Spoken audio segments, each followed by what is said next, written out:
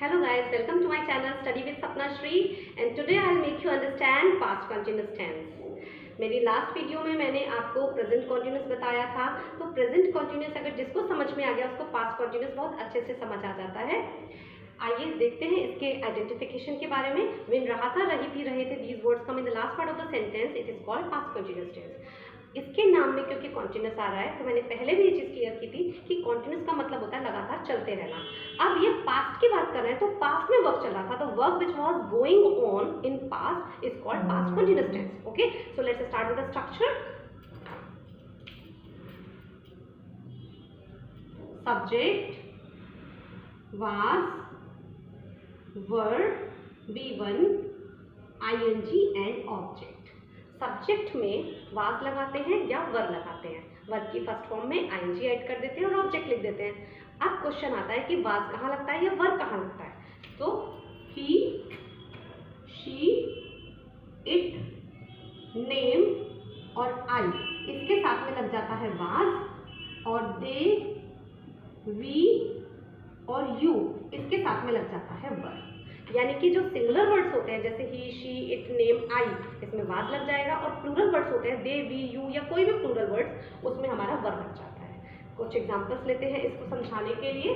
जैसे मैंने first example लिया कि मैं आप लोगों के लिए वेट कर रही थी, ठीक है, I was waiting for you, I was waiting for you, ठीक है। सेकेंड, दे वर, वो लोग फंक्शन में कल इस समय पार्टिसिपेट कर रहे थे।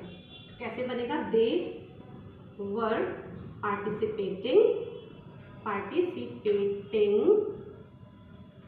इन the function at this time yesterday.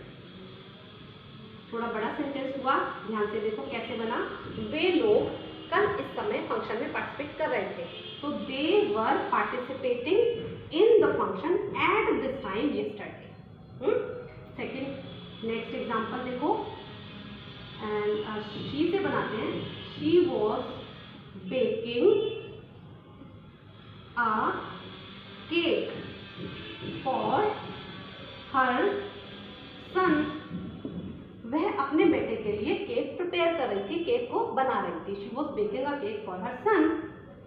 Next example लेते हैं, प्ले। मैं गाना बजा रहा था, ठीक है, आई वॉज प्लेइंग सॉन्ग। या मैं म्यूजिक बजा रहा था, आई वॉज प्लेइंग म्यूजिक।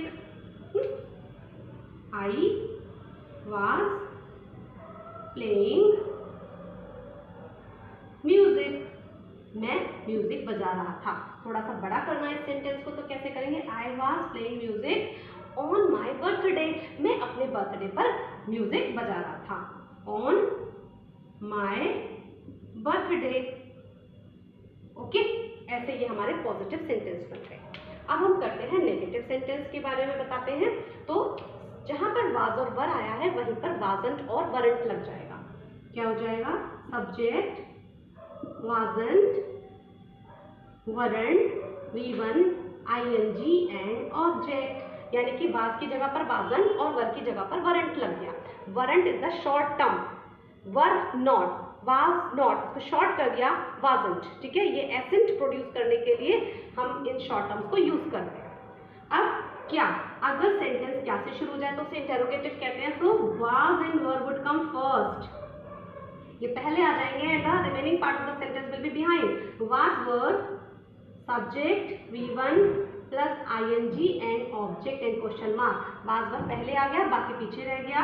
क्या, नहीं, यानी कि इंटेरोनेगेटिव। अगर क्या और नहीं से क्वेश्चन पूछा जाता है तो क्या लग जाता है, वाजंट और वरंट लग जाता है।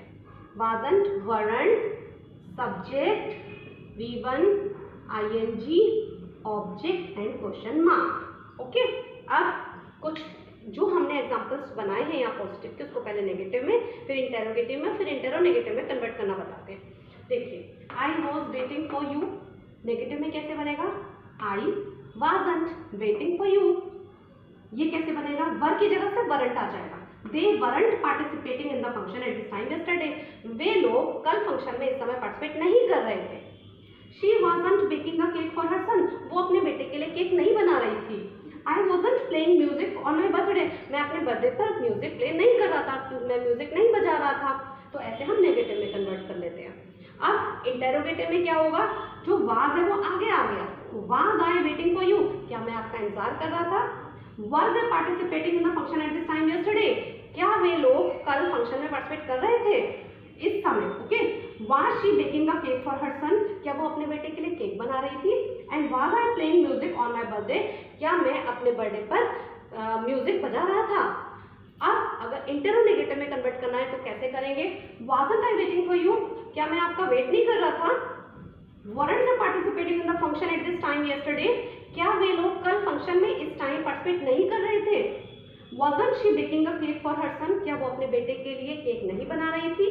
And wasn't I playing music on my birthday, तो क्या मैं अपने बर्थडे पर म्यूजिक प्ले नहीं कर रहा था।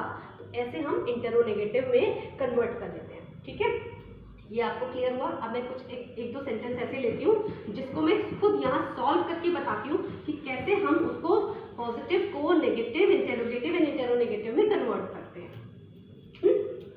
अब मैंने एक सेंटेंस लिया, she was wearing a beautiful dress. एक चीज यहाँ पर ध्यान से देखें, she was wearing a beautiful dress, उसने एक ब्यूटीफुल ड्रेस पहना हुआ था। यहाँ पर हुआ था आया है, फिर भी हमने इसे पास्ट कंटिन्यूस में लिया है क्योंकि हुआ था, पहना हुआ था, मतलब उस टाइम भी कॉन्टिन्यूस पहना ही हुआ था ना।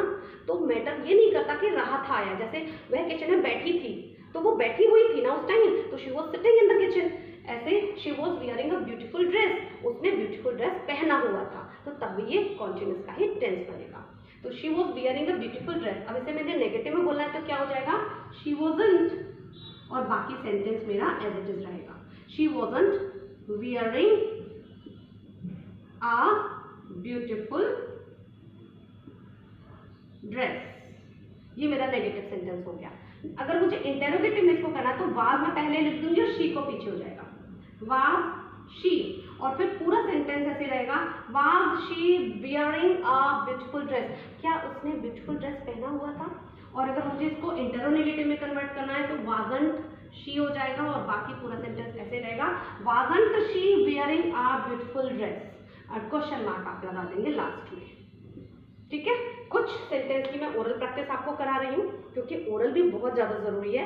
Written and oral both are very much important to learn spoken English.